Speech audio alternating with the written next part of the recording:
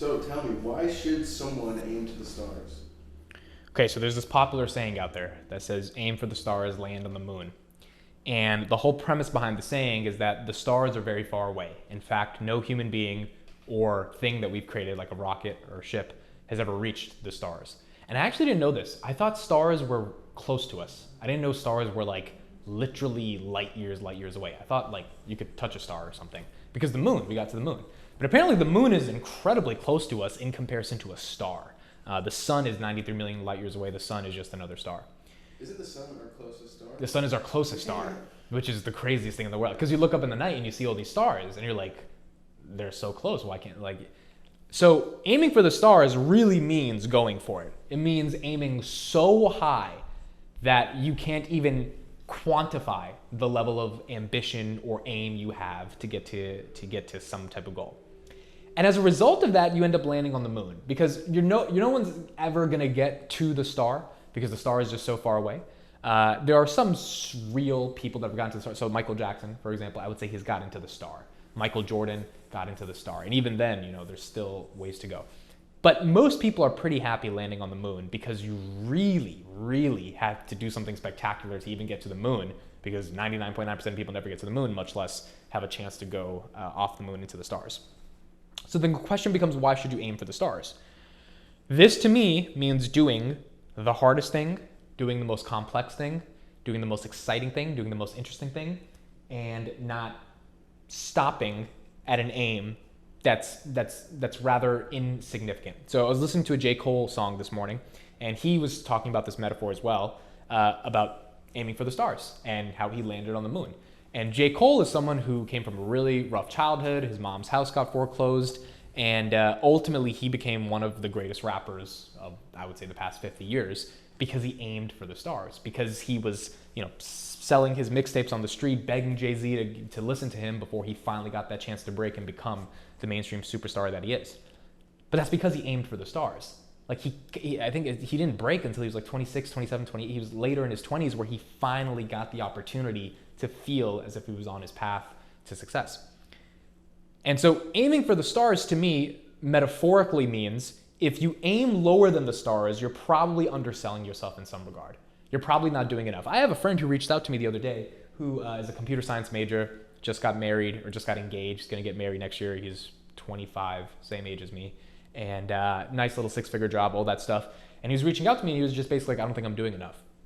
And I was like, what do you mean? And he was like, well, I have a nice job. I have everything set up. He's probably gonna have kids in a couple of years. Right? Like the most traditional of traditional paths you could imagine. This guy's living at the best level, and he still feels incomplete. He still feels unfulfilled. And the reason he was reaching out to me was because he saw that I'm putting out content and he wanted to get a little bit of an understanding of what it feels like to put yourself out there. And you got someone who's checking off all the boxes, but he never aimed for the stars, ever. He didn't aim for the stars. And again, aiming for the stars does not mean you're making a ton of money. It has nothing to do with money. It has everything to do with, are you doing something where the upside is exponential and the downside is a lot of like pure anxiety, depression, and sadness as a result of not achieving the upside? Because you can't have your cake and eat it too. Like there has to be a downside to the upside. And aiming for the stars means that if you launch the rocket and the rocket blows up in the sky, then it's really going to suck when you're on your path to go to the stars. But nonetheless, you got to try to go to the stars. And so I think that aiming for the stars means that you are cognizant of the opportunity that someone may have, and you take that opportunity seriously. There was another thing I was listening to yesterday about someone who said, there's no way, this is Palmer Luckey, who's the founder of Oculus, who sold it to Facebook for $2 billion. And the interviewer asked him, would you have not dropped out of college and taken a secure job and not started Oculus if you knew that it was as risky as it was? And he said there was something in his soul that told him that when there is an open opportunity, you take it with everything you can do and you try to do it. Meaning there was an opportunity to start Oculus, which is one of the biggest VR companies today. By the way, they funded it on Kickstarter. So they barely raised $2 million from random people across the country because no VCs wanted to fund their idea for the first couple of years. And he dropped out of college, dropped an offer from Sony to work in their VR department, which obviously Sony created for PlayStation, and went all in on building Oculus. And so the argument he made was very simple. He was like, there was an opportunity. It was the best opportunity that I saw. And there was nothing in me that was going to say, don't take this opportunity, because it is the path forward. Like, you just know this opportunity makes sense. And that's kind of how I feel with my startup right here. Like, there's nothing I could have come up with in my brain when I rearranged the dots over the past couple of years that would have been a greater star to aim for.